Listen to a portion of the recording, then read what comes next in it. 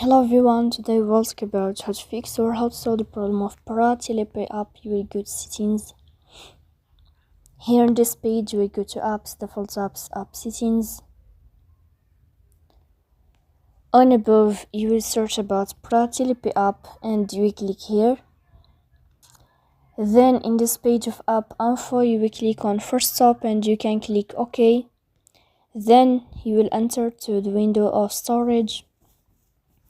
Here you will click on clear cache, but pay attention, don't click clear data because that can delete your account. Then you will go to Play Store. You will search about the application of Pratilipi like this. And then you can update your app if you find updates here in this place or in this page as you see. So please don't forget to support us by like and subscribe. See you next time.